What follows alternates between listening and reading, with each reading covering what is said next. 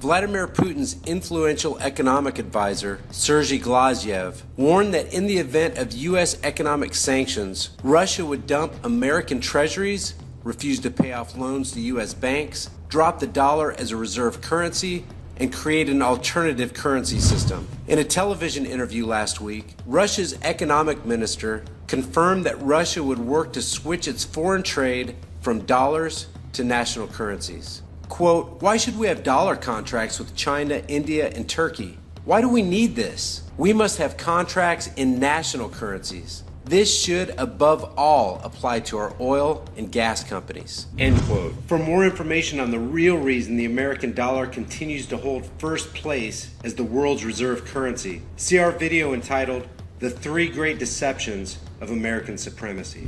Western investments in Russia are estimated at over $240 billion, and borrowing by Russian companies exceeds $700 billion abroad. There's a consensus among the Russian community that sanctions will push Russia closer to China, in what could be a nightmarish scenario for the U.S. Russia may step up its defense sales to China and reorient its energy exports from Europe to the East, a policy Russia launched several years ago with the construction of an oil pipeline to its Pacific coast and China.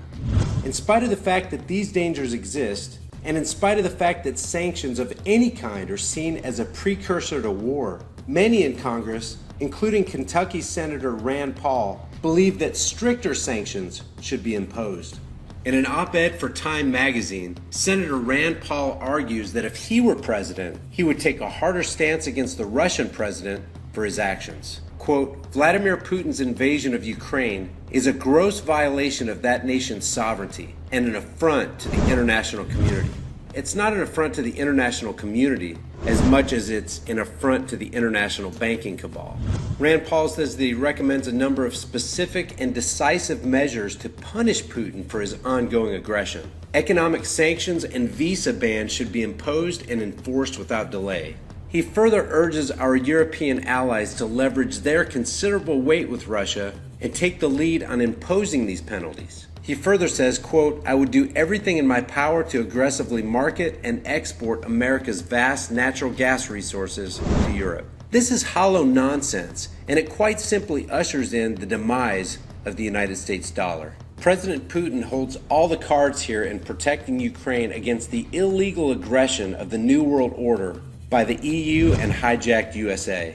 China and Russia have been dumping the US dollar since 2010, so economic sanctions is just sleight of hand for the sheep who are mesmerized by the New World Order control media. China and Russia are going to start allowing trade for oil with other currencies. This would mark the end of the petrodollar, and when this happens, the world will then realize that the Federal Reserve has been responsible for all the financial chaos brought to the U.S. via their orchestrated bubbles, bailouts, and brainwashing. The New World Order will then no longer have an avenue of hiding their derivatives in other countries by protecting unbacked financial loans, using unabashed printing of fiat U.S. dollar currency. The trillions of U.S. dollar fiat currency will no longer be used by the superpowers of China and Russia, aka the BRICS nations. And if this happens, all that paper has the potential to flood the U.S., causing economic devastation. In spite of the compelling evidence which reveals that the crimes committed in Kiev were committed by the new coalition government, not only with the full knowledge of the EU and the US, but also with their protection and financial backing, people like Rand Paul continue to beat the sanction war drums. Paul ended his op-ed with these words, "But let me be clear, if I were president, I wouldn't let Vladimir Putin get away with it." So